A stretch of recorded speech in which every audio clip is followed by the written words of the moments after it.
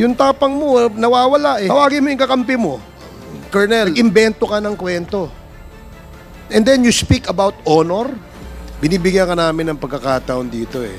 Noong nasa Senado ka, ang tapang-tapang mo eh. Bakit dito ay mo magtapang ka rito? Ipakita mo yung the same candor, the same tapang na pinakita mo doon. Di ba? Bakit hindi mo gawin yan dito ngayon? Nagtatago ka sa likod ng right against self-incrimination eh. Tinatanong sa'yo, relevant question. Matapang ka lang doon sa Senado kasi may kakampi ka. Dito ka magpakita ng tapang mo. Hindi yung nandoon ka lang. Alam mo, ang mahirap kasi sa'yo, gusto lang nating malaman ang katotohanan sa likod nito. Ang dami mo ng ginawa eh. Dinamay mo pa yung mga kasama na, hindi dahil sa kasama namin sila, kundi hindi tama ang nangyari at ginawa mo. You are trying to besmirch the reputation of this committee. Committee ito, hindi ito gawa-gawa lamang. Ito'y pinapayagan ng ating saligang batas. Ito'y pinapayagan at pinayagan ng 300 mahigit na membro ng Kongreso na kung saan ay merong mandato ng taong bayan. Kaya wag mong bastusin ito. So I don't like, Mr. Chair, that this committee, that our resource person may impress upon the public that we are here to corner him and to incriminate him. Please, tigilan mo yan. Hindi naman, Mr. Chair, it's not right to invoking self-incrimination when in fact DSJJ is not asking you any question. Not answered my question a while ago, and he's still invoking his right against self-incrimination, which is improper. Even Supreme Court decisions say so. You're just telling me your ignorance of the law. You cannot invoke your right against self-incrimination. Tell me if you have a criminal case against you regarding this issue. Galing ako sa serbisyo, iho, pero nakakahiya. His affidavit. Baka naman ng message na pinapakita, Mr. Chairman, sa publiko, inaanggulo natin siya dito. I'm sorry, Mr. Chair, but I have to manifest this. I think his invitation to the Senate was discussed about EJK and illegal drugs. And nowhere in his affidavit did he mention anything about illegal drugs and EJK. He did not share any inputs or his knowledge on illegal drugs. His participation in that Senate inquiry was merely to besmirch the reputation of some of the chairmen here. As resource persons to our discussions regarding Colonel Grijaldo. Is it because a certain incident happened?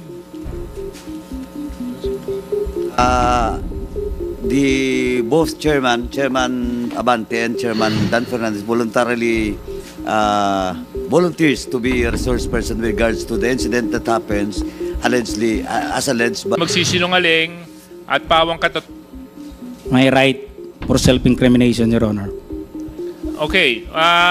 Although that right is not absolute, Colonel Grijaldo, insofar as those statements were said under oath and minutes of the Senate are public documents. In fact, ang dami pong nakapanood nun. So, we will take your statement as what it is.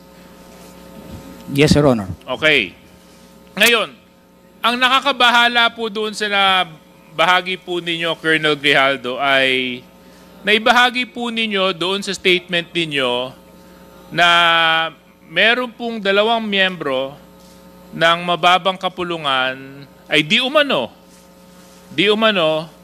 ay inudyok ka, kinausap ka, at para pang tinatakot ka na magsabi ng mga bagay tungkol sa issue ng EJK sa Pilipinas. Tama po ba yun?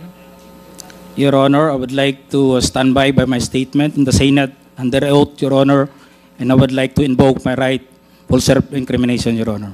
Okay, but you have already stated your statement. So, Comsec, meron po ba tayong kopya nung affidavit ni Colonel Grijaldo? Your Honor, I apologize, we have not secured a copy of... But I think the very resourceful Chairman Akop will allow me to...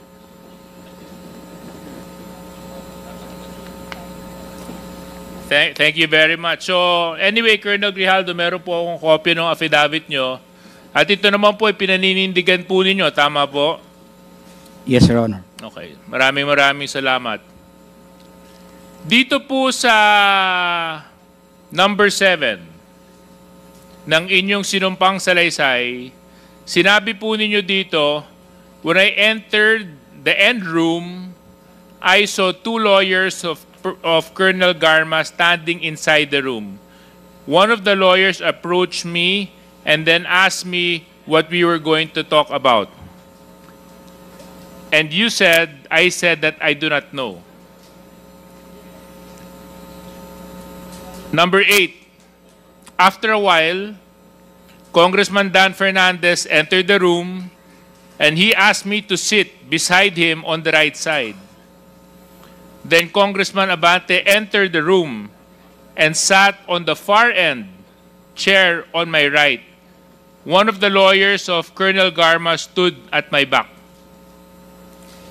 Your Honor, I would stand by my statement Okay, in the so Senate I would under understand. oath, Your Honor, and I invoke my right for self-incrimination, Your Honor. Point of order, Mr. Chairman. Point of order.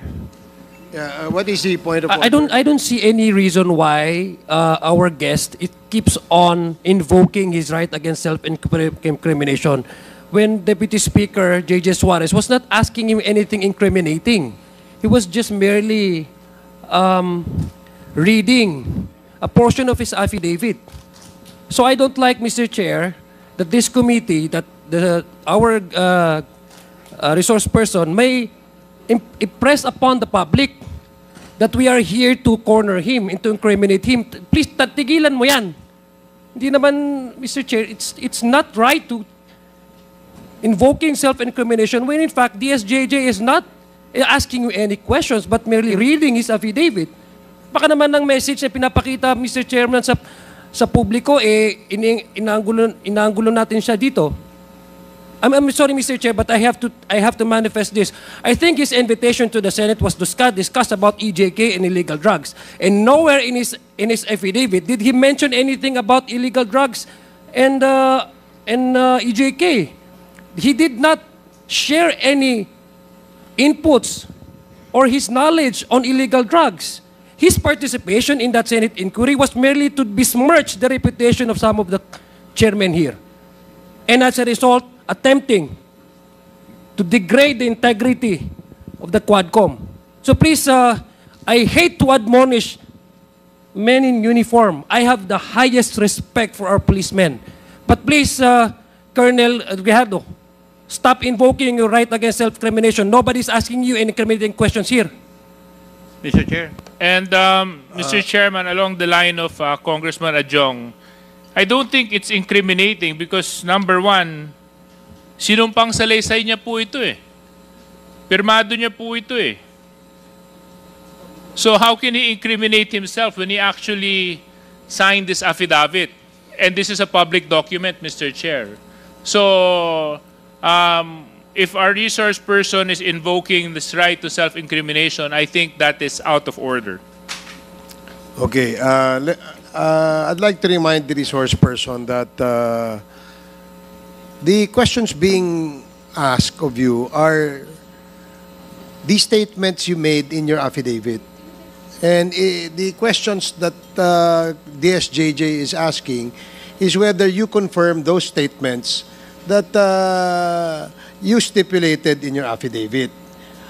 Dahil affidavit, pinirmahan mo yun, there's nothing incriminating no dun sa tanong ni Congressman J.J. Suarez. So please answer appropriately the questions being asked by the members. Congressman Akop? Mr. Chair, may we ask the resource person the basis why he is invoking his right against self-incrimination? Yeah, please answer. What is the basis of you invoking the right against self-incrimination?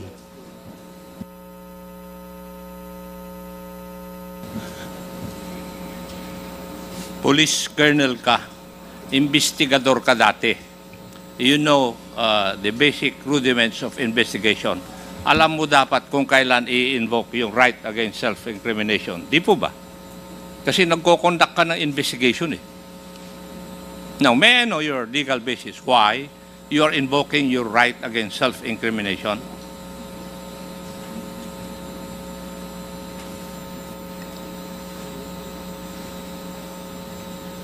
Mr. Chair, if he cannot provide any basis, I think I agree with the Honorable Adjong that he should not invoke that right. Thank you, Mr. Chair. Thank you. I share the sentiment of Congressman Acop. If indeed the resource person cannot explain to this committee why he is invoking his right against self-incriminations in reply or in response to the questions raised by DSJJ Suarez, then I would agree that the gentleman is out of order, and perhaps do you have a lawyer with you, Colonel Grijaldo? Nandito, may abogado ka ba? Would you like? Wala po, Your Honor. Do you want us to provide you a lawyer? No, Your Honor. Because your lawyer or lawyers that we can provide you will assist you on telling you what your rights are in this committee hearing. So, gusto mo ba mag-provide kami ng abogado? No, Your Honor. So, you will answer and reply to the questions of the members.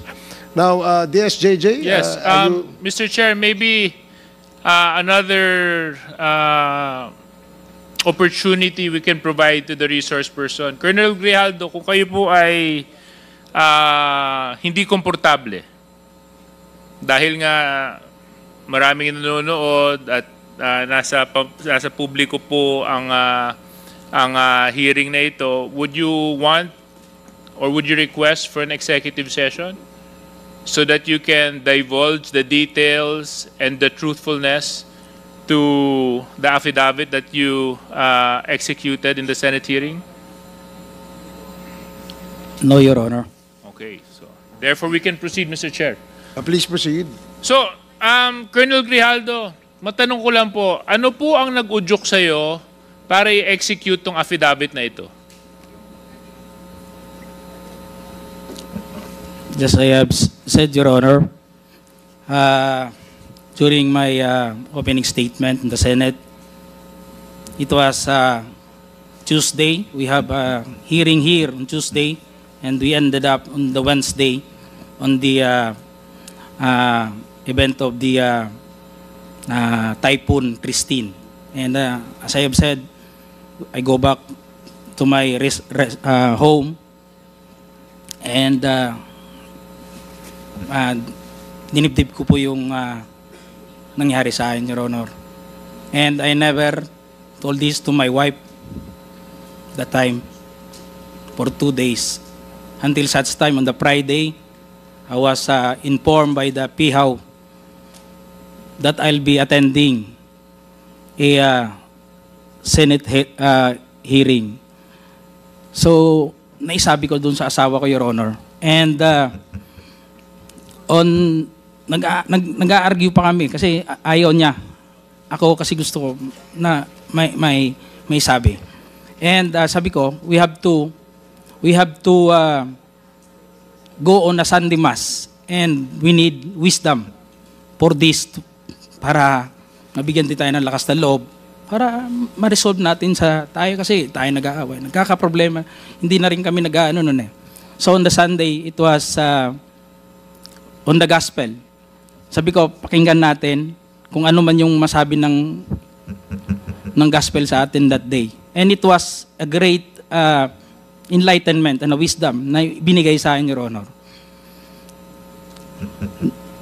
The gospel said that it's not all about the crown, but it is about the cross.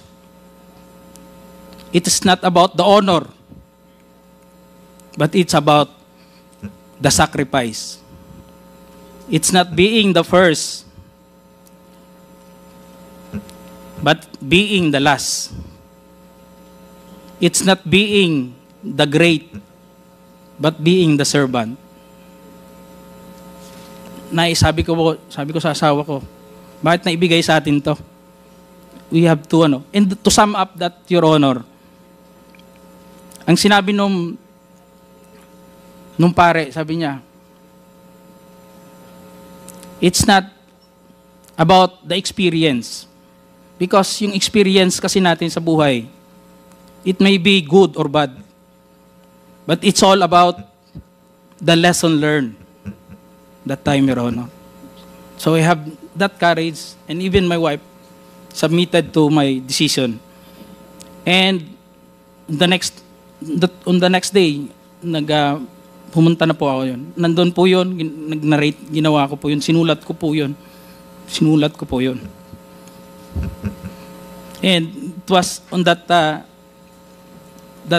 mass that time that it is a Sunday for the PDLs. It was a Sunday for PDLs. Sabi ng pare, we have to give dun sa mga brothers natin na nakukulong. Hindi ko nga akalain na I would be the one also to experience that nung sinabi ng pare. So, that's all, Your Honor. That is all that happened, Your Honor. Well, oftentimes we need experiences to encourage us and to push us to search for the truth. So I hope this hearing is one of those experiences for you, Colonel Grijaldo. Dahil ang layunin lang naman po natin dito ay hanapin gaano man kahirap ang katotohanan. Yun lang naman po ang hangarin natin. Wala nang iba. At kaya nga po yung dalawa po nating kinatawan na binanggit mo sa affidavit mo ay pansamantalang tumayo at umalis bilang chairman just to show that we are fair in handling this very sensitive issue. Because you made serious accusations in your affidavit, Colonel Grijaldo. And if indeed enlightenment has happened to you when you executed this affidavit, and you mentioned that you stand by your affidavit, so let's test whether or not it is the truth, Colonel Grijaldo.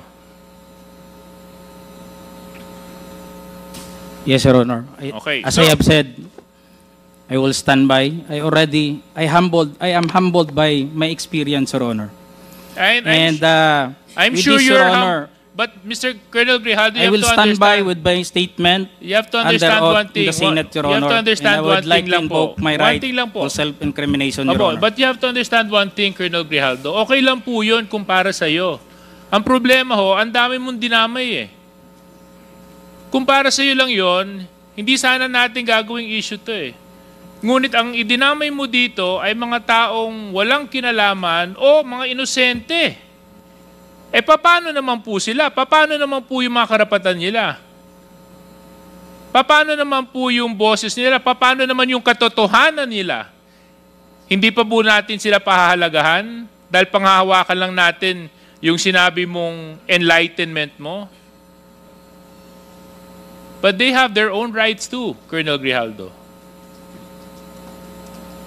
So, Colonel Grijaldo, siguro wag na tayong paligoy-ligoy pa. With the permission of Mr. Chairman,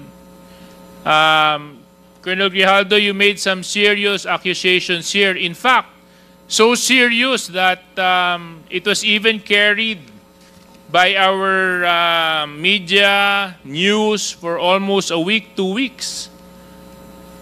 And because of your accusations, you've tarnished the very reputation and integrity of the committee and the House of Representatives. things that I will not allow dahil ito pong posisyon na inuupuan namin, ay ito po ay posisyon ng tiwala na ipinagkaloob sa amin ng taong nagtitiwala sa amin. At kailanman hindi ako papayag na may mga tao na magdudungis at magtatapon ng kasinungalingan para sirain ang integridad ng trabaho ng House of Representatives at syempre ng komitibang ito. So Colonel Grijaldo, sinabi mo po dito sa inyong sinumpang salaysay that you were persuaded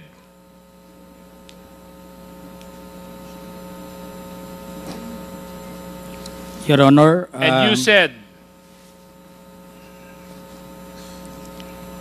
ikaw naman, Colonel, ganito lang yan. Alangan namang walang insidente o mangyayari sa panahon na yon. I answered that I served as COP, Chief of Police in Mandaluyong during COVID-19 pandemic, and there were less crimes committed and we did not receive any reward from anyone. I added that we only receive funds as additional MOOE support fund for the Peace and Order Fund of the LGU. But dito po sa earlier part, sinabi mo that you're persuaded. Is this true, Colonel Grijaldo?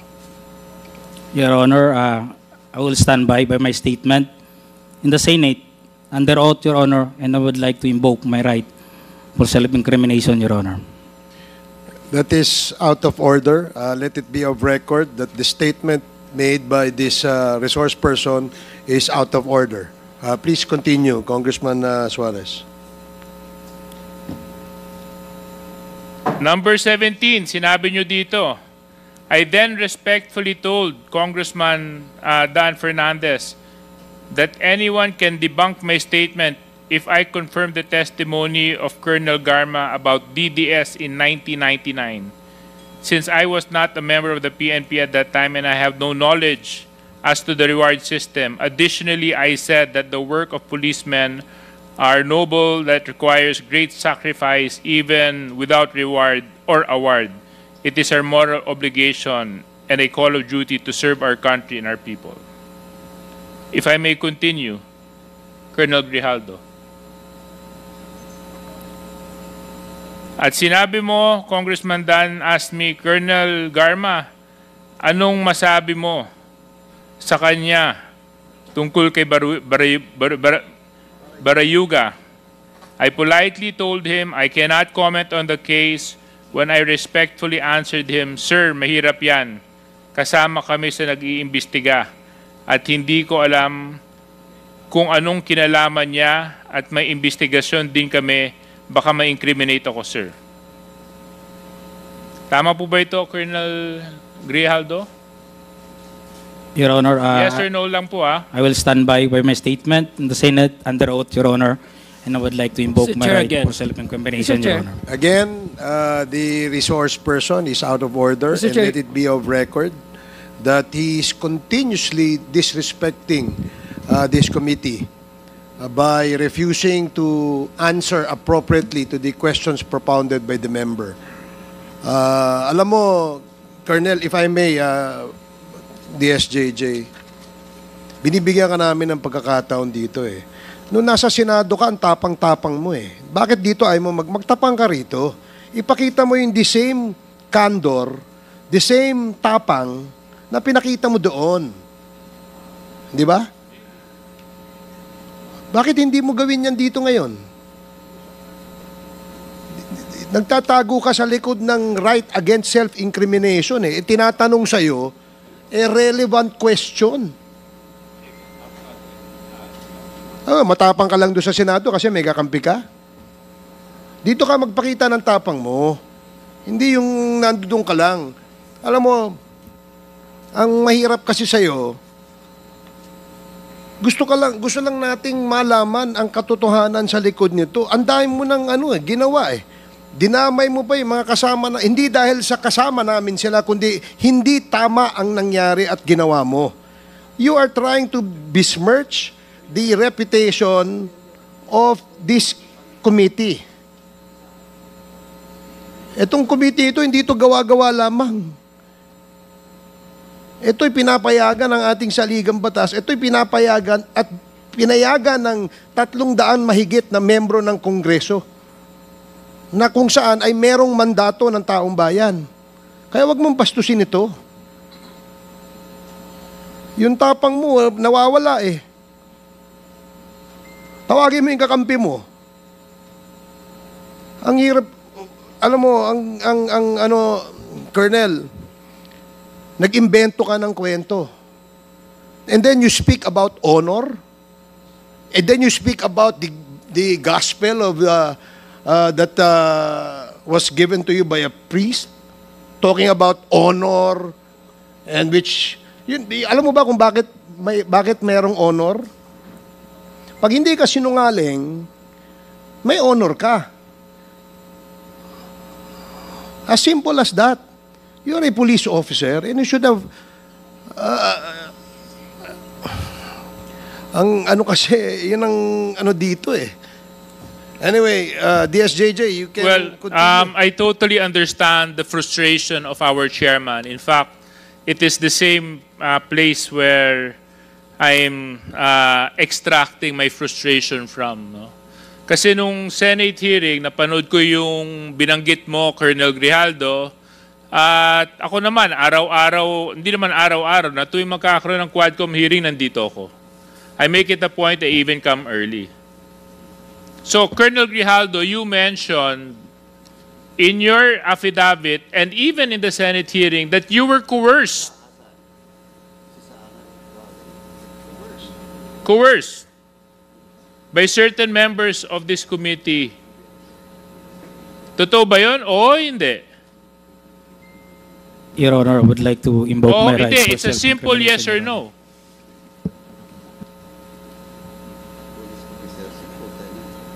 Mr. Chairman. Yes or no? Yes or no? Yun lang po yun. Sabi mo, truth, di ba? Your Honor, Sabi I would mo, like to invoke my enlightenment, right diba? to self-incrimination, Your Diba Honor. sinabi mo, gospel truth, di ba? When you talk of God, there's only right and wrong. There's nothing in between. You want to talk about honor, Colonel Grijaldo?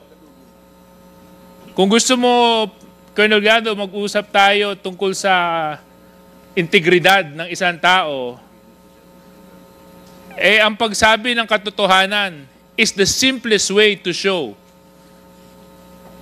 honor. Na hindi ka nagtatago at hindi ka nagsisinungaling. Kasi we're talking about serious issues here, Colonel Grijaldo.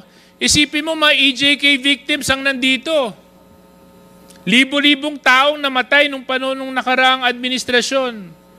Buhay ng Pilipino ang pinag-uusapan natin dito. So Colonel Grijaldo, babalikan ko lang. Totoo ba? O hindi? Na merong pumilit sa iyo na magsalita na hindi naaayon sa katotohanan dito sa Quadcom? Your Honor, I would like to invoke my right for self-incrimination, Your Honor. Mr. Chair, point of order. What is the point of order, Congressman Ako? The resource person has not answered my question a while ago, and he's still invoking his right against self-incrimination, which is improper. Even Supreme Court decisions say so. You're just telling me your ignorance of the law. You cannot invoke your right against self-incrimination. Tell me if you have a criminal case against you regarding this issue. Galing ako sa serbisyo, iho, pero nakakahiya ka. Thank you, Mr. Chair. Pag ako na magtatanong, Thank you. sasagot ka. Dahil isasite kita in contempt again. Thank you, Congressman Sir Chair. Akop. Sir Chair, just a quick I'm surprised why he became an officer. Yes, just are you want done? to Are you done, DSJJ? Just a last point lang, Mr. Chair, kay Colonel Grijaldo. Before Congressman Adjong, I know naman may good friend is very generous with his time. Colonel Grijaldo, sa maraming pagkakataon na inimbitahan ka ng Quadcom, pagkatapos mo magsalita sa Senate, hindi ka nagpakita. At ang dinadahilan mo ay meron kang left shoulder injury. Tama po ba yon? Yes, Your Honor. Was that incriminating, Colonel Grijaldo? Was that answer to your shoulder incriminating? Hindi naman, di ba? Ang dinadahilan nyo, kaya hindi kayo nakakadalo dahil maya't maya po kayo ipinapasok sa Pasig Hospital dahil nag-undergo po kayo ng therapy sa inyong kaliwang balikat. Tama po ba yon, Colonel Grijaldo? I have my left shoulder operation, Your Honor. You have your... Left shoulder operation, Your Honor. So inopera din po kayo? Yes, Your Honor. Okay.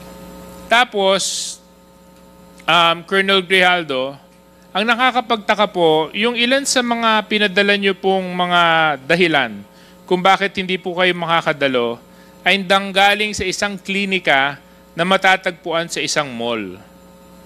Bakit hindi po orthopedic doctor ang nag-issue ng medical certificate ninyo kundi isang clinic na matatagpuan sa isang mall?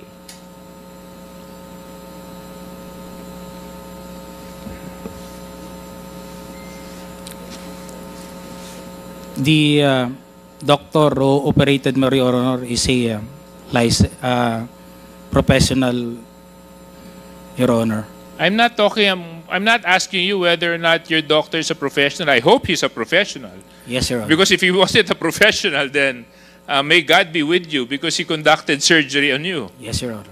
So thank God he's a professional. But Yes, I'm not Your Honor. asking the qualifications of your surgeon. I'm asking kung sa sobrang laki ng dinadala mong problema sa inyong kaliwang balikat at kinailangan po itong operahan, bakit isang klinika sa isang mall ang nag-issue ng medical certificate mo at hindi isang orthopedic surgeon?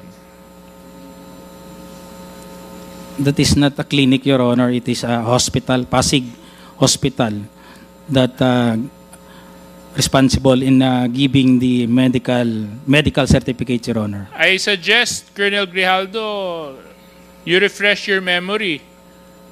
Kasi yung isa sa mga una mong pinadala sa amin ay nung amin pong sinearch yung address, mall po ang location niya. So again, Colonel Grijaldo, I'm asking you, it's not too hard. Sasabi lang po kayo ng katotohanan. Kayo po ba nung panahon yun ay umiiwas dito dahil nakapagsalita kayo sa Senado? Colonel Grijaldo? No, Your Honor. It is a necessary, Kasi kung Your Honor, to have my operation, Your Honor. Kasi kung hindi And po I kayo... am suffering a pain on that time, Your Honor. Oh. Because this happened during my cadetship, Your Honor. And during that time, there were no operation being conducted na nangyari at kumikirot po talaga to, Your Honor. And I have no reason to escape or to not going to this honorable Quadcom committee, Your Honor, because I was able to attend 4 Quadcom hearing, Your Honor, and I was already giving my statement, Your Honor. Opo. Yes, you were attending. In fact, I would see you in the back. Kaya nga nagulat ako nung nakapagsalita ka ng mga hindi makatarungang mga statements at nakapagbitaw ka sa Senado nung nagkaroon ng hearing doon. Nagulat na lang po ako pagkatapos niyo po magsalita doon, bigla na lang po naging unavailable na kayo. Bigla na lang sumakit ang balikat ninyo. At bigla na lang kinailangan na maoperahan ang balikat ninyo. If may, Your Honor, it will incur considerable amount, Your Honor, for the payment of the operation. And I'm still contemplating to find money for that operation, Your Honor. And I was been confined on that hospital. The option was given was to relieve the pain, was only to have therapy. And I asked the doctor for that period na hindi pa ako maka-attend na sabi ko, i-therapy lang muna, Doc. Then, kung makapag-produce na ako ng considerable amount for the payment of the operation, Alam mo, Colonel Grijaldo, I will submit for an operation, Your Honor. Kayo po ay isang police officer. Kung nandito lang sana si Congressman P.M. Vargas, sasabihin niya po sa iyo, papakita niya yung 2 tornilyo niya sa balikat niya. At sinabi niya, pagkatapos po ng operahan siya at lagyan ng tornilyo sa balikat, kinabukasan nagtrabaho na po siya. Kaya yung sinasabi po ninyong konting dislocation at konting operation at naging dahilan para hindi po mag-attend sa mga Quadcom hearings, medyo nakakapagtaka po yun. So anyway, Mr. Chair, I would give my time and to the other interpellators. I would just like, Mr. Chair, to request na sana matapos na po natin itong topic ni Grijaldo and the 2 Kongs so that we can move forward with the other EJK issues. Because it's something that we need to resolve immediately so that we can benefit from the wisdom of Congressman Benny Abante as chairman and to whatever Congressman Dan Fernandez can contribute to Quadcom, Mr. Chair.